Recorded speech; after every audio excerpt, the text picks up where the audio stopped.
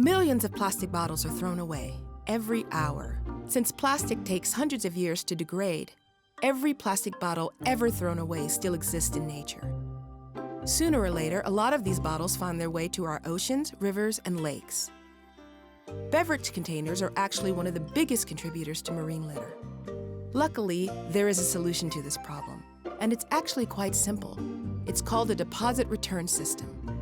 More than 40 countries and regions already have them. Let's have a closer look at how a deposit system works by examining what we think is the best practice system, the centrally administered return-to-retail model. We will look at three things: how a 10-cent deposit follows a bottle or can, how the recyclable material moves around the system, and finally, how it is all financed. To make everything easy to follow, we use the journey of a plastic bottle. It would be the same story if we followed a can or any other recyclable beverage container.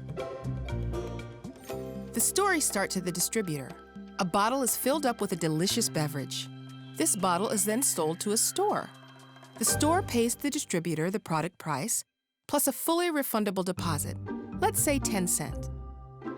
However, the distributor won't get to keep the 10 cents. He has to forward it to the system administrator, which is a non-for-profit organization composed of retail and industry stakeholders responsible for managing the deposit system. Now Linda comes into the store. Hi, Linda. For Linda, it's pretty straightforward. She buys the bottle, and a fully refundable 10-cent deposit is added onto the product price. Of course she knows this. The deposit amount is always displayed separately from the beverage price in the store.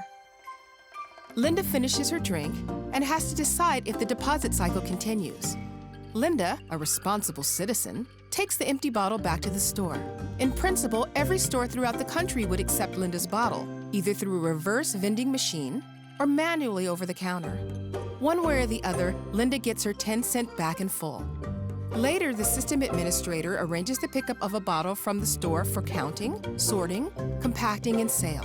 The initial 10-cent deposit paid by the store to the distributor and later forwarded to the system administrator is now passed on to the store. The zero-sum game of the deposit money flow is completed.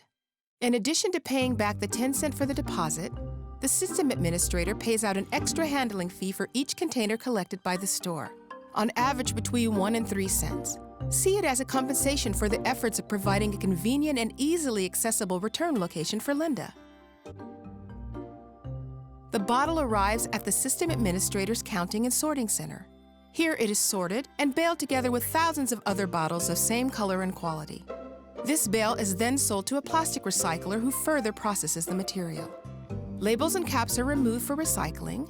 The bottles are then crushed, washed, and processed into recycled plastic. For the production of a new bottle, the recycled plastic is mixed with new plastic and made into a new bottle preform. The preform is heated in the bottling plant, inflated into a new bottle and labeled. It's sold back to the distributor, and the circle of the bottle is finally completed. So, who pays for all of this? Surprisingly, perhaps, there is no public money required at all.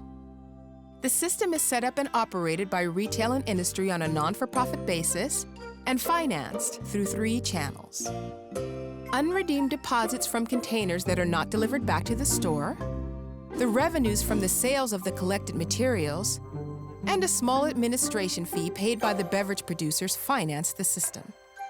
The aim of the system is to operate at the lowest possible cost for everyone involved. But how does the system administrator know the amount of unredeemed deposits? Doesn't he need to know what is being sold to understand what comes back? The answer is as simple as it is convenient. It's the bottle's barcode.